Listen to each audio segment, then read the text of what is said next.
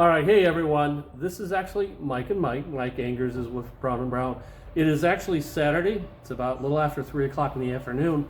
Mike came out here to start working with us. We've been on the phone many times with him with all the hurricane damage. And so I'm going to ask him to share a couple of things. Now, we've had this discussion when he's been a part of it, but I understand there's two kinds of policies here that we're going to be affected.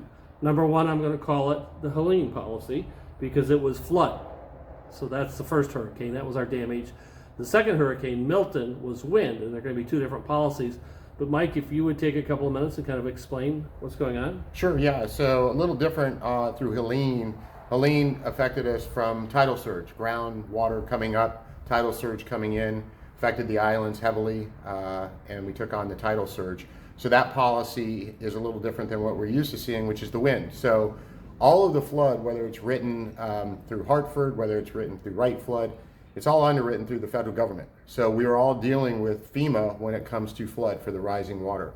Very strict guidelines, certain coverage restrictions, and so forth. So, and we think the first hurricane, everything was flood. Most of it was flood for us here in Sarasota on the islands. You may see a little bit of wind as you got further north, but for our purposes, Helene is a flood event, so we will be attaching in all of the flood policies through Wright Flood. So we've made a claim on several of those policies, and the adjuster is due to come out here in the next week or so, but we've made a lot of good progress. But moving forward, we're moving into Milton, which was our normal hurricane, which wind damage. So we're out here assessing the property now for the second time, looking at wind damage, and that would be things that would be caused like roofs to be blown down, carport damage, windows broken out, and fences down, and all that good stuff. So we're looking and assessing to see what type of claim we might need to add from Milton on top of the claim that we already had. And Milton would be, again, Citizens, which is the state, for wind, and FEMA for the flood.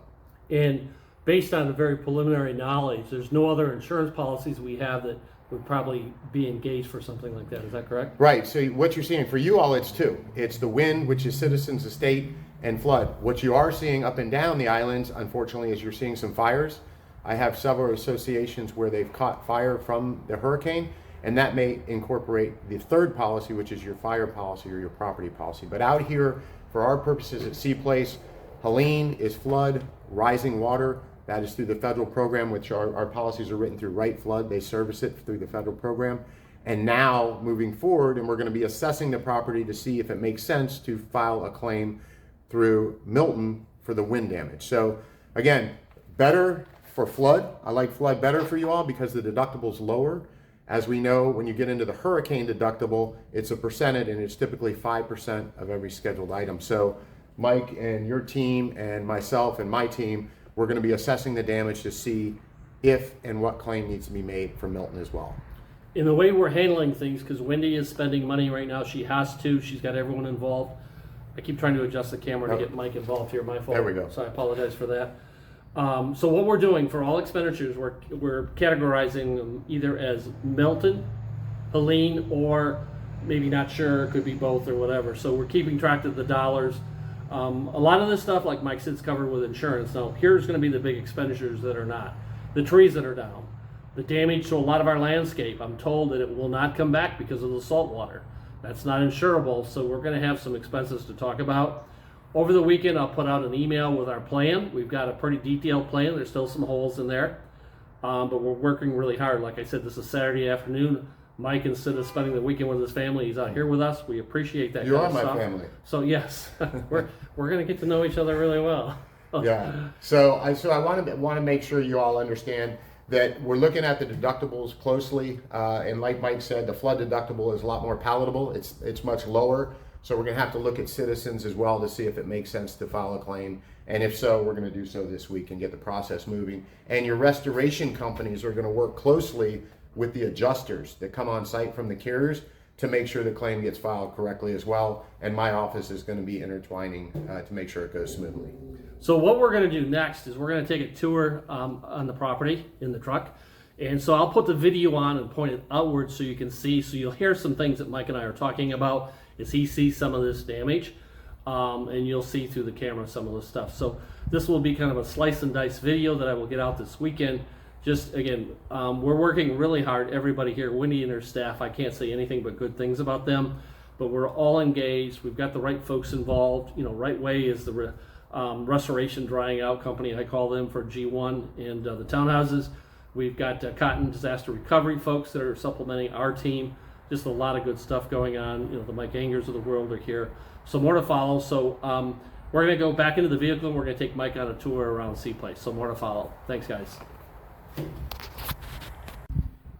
All right, we're back. This is going to be a little choppy because I'm driving the vehicle. And you're going to hear Mike Angers and I talk. So we're taking him on a tour. We're just pulling away from M2. That's G7 in front of us there. We've got some residents out on the property. Again, this video is going to be a little choppy. And some of this you've seen in the video I did yesterday, but I want Mike to get a feel. Mike, see what I was talking? I know that's not insurable, but see those trees there? Yep. We were told by our landscaping company that they're not going to come back. Yep, so no, remember this, even if we wound back the hands of time, no policy can cover landscaping or debris removal on items that aren't covered. So I heard you talking about getting the sand out of here. Mm-hmm. You know, you have a little bit of sand for sure. Some people have $100,000 worth of sand. Unfortunately, even if we, like I said, went backwards in time and knew this storm was coming, we couldn't purchase that coverage. So it's limited. So we have the best policy that we can get through FEMA, and we have the best policy we can get through Citizens. And I think for our owners, that's going to be our biggest expense. Yeah, just is this cleanup. Now, yeah. I swore over there was a big tree that was down. I know we have the tree companies out on the property today, and they were going to take 4 of the most pressing trees out of here today and come back with further. So I'm going to guess that maybe they did that. There's definitely been some cutting, you can tell. So yeah, so that's good news. We had one. The only damage to a roof was up here on the south end of G8, and it fell on an Aquarius carport. Okay. Oh yeah, you can see the trees gone from there. Mm-hmm. There it is. So I showed that in an earlier video, and we'll keep going forward here. So a lot of work is going on. That's got to come back, and they got to grind all that stump out of there. And down the road, we got to talk about sod, and but that's way down. So again, I see here now that's new in front of me. This is we're actually at G7 right now. I think I said G8, the south end. They I don't know if that has fallen further. I don't believe that was over the road. Now, the one I'm talking about that's on a carport is right there, and that didn't get touched for some reason. I'm not sure why. That's actually on an Aquarius carport. Yeah. So we've got to get them, and maybe they didn't have the right equipment or something. You get that removed, and their policy should handle that, and maybe giving them, sorry for that tree falling on your carport letter. We got to make sure we handle it really right with them, our neighbors. Yep. So there's flashing right there. Remember I mentioned on a lot of our carports. In fact, we passed the one I think that's bad. So Mike is in my new Hummer, so you're going to hear me make a comment. Watch how tight, because this has rear steering. This thing turns. Look at this thing. Yeah, and be doing a 3-point here. That's nice. So this is cool. Yeah, your carport's held up great compared to what I saw earlier on Siesta Key. They're all over the place on Siesta. See the roof on this one by G7 here? Yeah. And I think I'm hoping it shows up on the video as we drive up a little closer. Is that roof from the carport, or did some roof fall on that? Did it roll up? It's hard to tell. I'm guessing it's from the carport because we know of no missing roofs pieces somewhere else. So it's this one right here, and I don't know that it's showing up here. Gravel up there. That just rolled. It must have got a little piece, and then it just got underneath it. So we already had an approved by the board a carport project for roofs. I'm assuming this was one of them. I don't know for sure because some of them we had done. Right. So the good thing is we've got a contract in place and can get started on these right away. Yeah, it looks like the structure itself is fine, just the top part. So it shouldn't be a major expense. And here, this is the G7 carport. From the ground, it looks like it's in good shape. But we're going to actually, we made a decision to either bring out an engineering company, maybe Karen's, or a roofer, maybe Sutter or something. But we need to walk the buildings. Kurt and Winnie's doing a great job of walking the buildings, but those are unprofessional eyes, and I mean that from a very positive perspective. They don't do roofing for a living. I want to make sure that with these new roofs, we got everything in shape. Yeah. So we'll continue our tour. Again, this is the G7 coming up to M2. I'll take you around the back of M2. So Mike again is giving us a lot of great advice. One of the things, and I got no skin in the game with Brown & Brown. They don't provide my personal insurance. that any phone call I've ever made, he takes, and he takes all the time explaining my questions. And being a non-insurance guy, I can guarantee you my questions are pretty goofy, if you would. Maybe that's a good word. But he's got a lot of patience, and he's very helpful as we go through this thing. We're going to need a lot of good direction, because we want to minimize costs of putting Seaplace together. We want to maximize the insurance benefits that we have. Mike, you shared with me, you want to share on video a little bit, these claims. What's it going to do to our future premiums? Well, given the fact that the flood is FEMA, right now, FEMA, the max they can take is an 18% increase, and we've been seeing much lower. If they were to increase, it would take them quite a while. So I don't feel that this storm is going to hurt you. And almost the same thing with Citizens being the state. The claims really don't hurt you. So we're not from at a price risk right perspective. now. No, you're not at risk of losing Yep. Citizens or a price problem. See, this is our pump house for the pool by M2. The whole wall came down there. Yep. And that's from the wind. That wasn't from the flood, because we left the other day and that was all intact. Now, so let me ask you a question. Again, we want to do the things the right way. We had a pool guy out here, and he looked at it, and we thought the equipment was already shot from the flood. Right. Now that we had this wind hit, are we going to get in any trouble because this came after the equipment wasn't working? No, because the building's totally different than the actual equipment that's in it. Okay. So, and all that's documented, so no problem there. Okay. And these adjusters will work together, and they can pretty much tell to the T what was flood damage versus what is wind damage. And we're going to be honest on everything. Yeah, and there, you know what? There's no need. These guys are pretty sharp, so you want to be up front with them and be as nice as pie to the adjusters. Yep. And when we don't know something, we just ask questions, right? Yeah, and let me tell you this while we're talking. Realistic expectations through all this. You know, getting adjusters out here is one thing, but keep the pedal down, keep things moving. I've heard so many times visiting these properties, they say, well, we can't touch this. Even the unitors are saying, we can't touch our stuff until we get an adjuster. That is 100% not the case. You want to, even if your interior is damaged, you want to take as many videos and document, and then get that stuff done and gone, remediated, so it doesn't cost any further damage. Okay. So it's go forward. We're not holding back Move for forward anything. And be patient, because think about this too, for people, you know, that need to be dried out, let's just say over in the townhouses and so forth. Yep. We may be able to get you dried out and ready, but everybody and their cousin is going to be looking for cabinets, flooring, and so forth. So it's going to be a supply chain issue of moving that forward. So have patience. Know that, you know, we got these claims in. We're doing the best we can on our side, but you will get probably locked up with that chain of command there. So this is our G4 building. And you see, that's another big tree. I'll find out from Wendy, because Fell the right direction. Yeah. That's a good thing. The house that I was staying at down in Palmer Park, or Palmer Ranch, I think they call it, had a big tree come down that was on the property of the owner that I'm staying, you know, in his house. But it fell completely clean to the villa. Yeah, that's nice. So we were lucky with that. We've been pretty fortunate with that the last few storms. I remember the last couple storms we've had, they've fallen away from the buildings. Still, you got to clean them up, but better than damaging the roofs. But I don't know if it shows on the videos we're coming up here. This is in front of G3, but this was a gorgeous lawn. And you know, next spring or whenever, we're going to have to wrestle with how we put our landscaping back. As you see the little, I think this is where our pumps are for the sprinkler system, irrigation right there. But you see all this land vegetation, the trees and shrubs, all shot. And Salt water is not good. If the news I'm given is it won't come back. Now, maybe there's some things we can do to bring some of this back. Those are the questions I'm going to ask. Even though we have to get this done quickly, we have to do it smartly. And every dollar we spend, Wendy is asking the right questions, and I'm working closely with her so that we're spending the dollars appropriately. Yeah. So we're behind right now, G2. We're going to head back by the townhouses and show Mike the area back here. Mike, as we're driving back here, share, you've been on some of the other islands, and you've shared with me, but go ahead on video and share how Longboat Key is faring versus like Siesta Key and others. Yeah, it's, and not to make light of the damage you have here, but it's night and day. I just got off Siesta Key, and, you know, your stuff, what I would call is cosmetic and landscaping.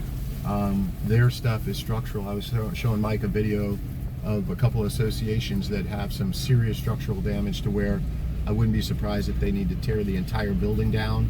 I had one catch fire, 3 units in the clubhouse gone, and they'll get coverage to bring it back, but there's going to be setback provisions and up to code provisions, so there's a lot of things. So all in all, it's an inconvenience. You've got damage, there's no doubt, but you know, over here on Longbow did much better from my experience, what I've seen so far. So we're really, really lucky.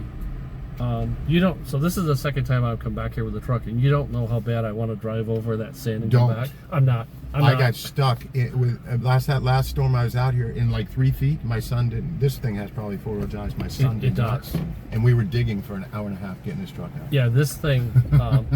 It would disappoint me if this Hummer got stuck, but we're not going to find out. We're not going to find out. My back is still hurting from digging out a week ago. So I got to tell the story. Wendy and I were out a couple days ago, and on the golf cart, and there was a little bit of sand in front of us. I says, "Oh, go ahead, let's go through it."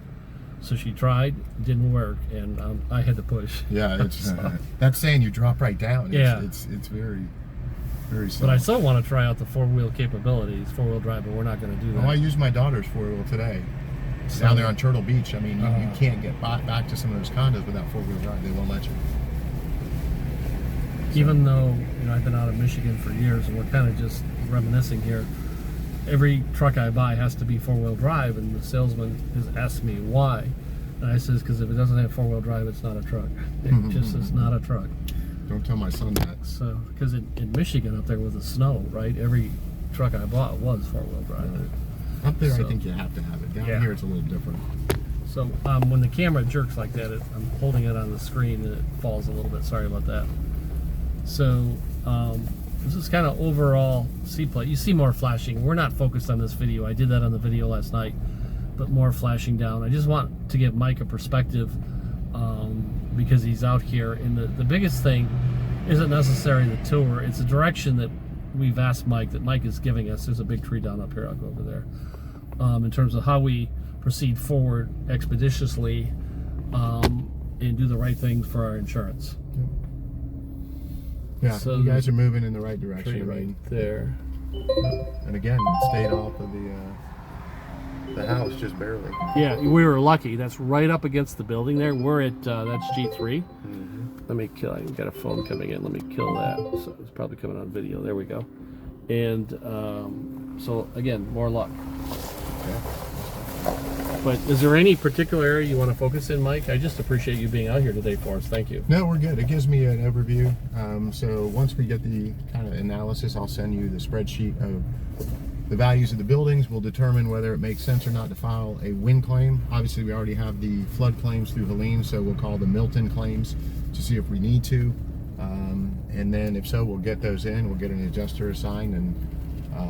But in the meantime, obviously, you keep the restoration companies working, keep the cleanup going, just document, which they will do. If they want to get paid, they will document and take photos for you. And, you know, we'll get it back to normal. You know, the two that we have in here right now, Right Way for the G1 and the townhouses, and Cotton Disaster Recovery for supplementing our team, they've been exceptional to work with. Good. I mean, I got to tell you, every phone call that we make, that's one of the biggest things right now, being in the position that I'm in and working with Wendy as closely as I am, is we don't know all the answers, and I need people to engage, and they've been excellent just like you have. I want to make sure that the role I think I play here in supporting Wendy is to make sure we understand the process and the steps. That way Wendy can run with it. And so we'll continue to work. So we're going to get ready. We're going to pull under the M1 building here. But Mike, I want to say thank you for all the direction, and I'm sure we're going to be talking quite a bit. I would imagine. Michael, thank you very much. No problem. Appreciate it. Happy to be here.